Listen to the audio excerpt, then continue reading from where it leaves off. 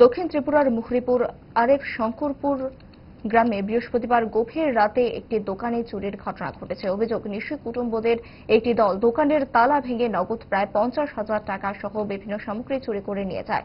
শুক্রবার সকালে দোকান খুলতে এসে মালিক প্রশান্ত কর্মকার তালা ভাঙা ও ভেতরের জিনিসপত্র এলোমেলো অবস্থায় দেখে চুরির বিষয়টি জানতে পারে।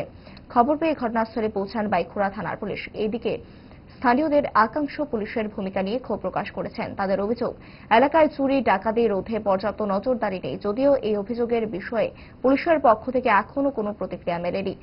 ঘটনার তদন্ত শুরু হয়েছে বলে জানা গেছে। অভিযুক্তদের চিহ্নিত করে দ্রুত গ্রেপ্তারের দাবি জানিয়েছেন স্থানীয়রা।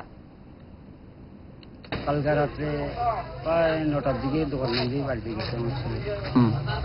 সকালে 6টার দিকে দোকান খুলছে, সামনে দিকে খুলছে, দেখে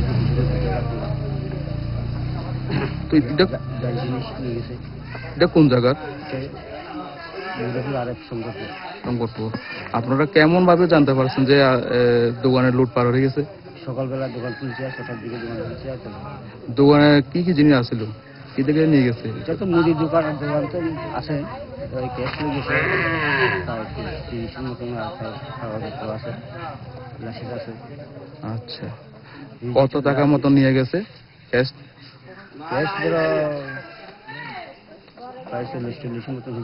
আচ্ছা।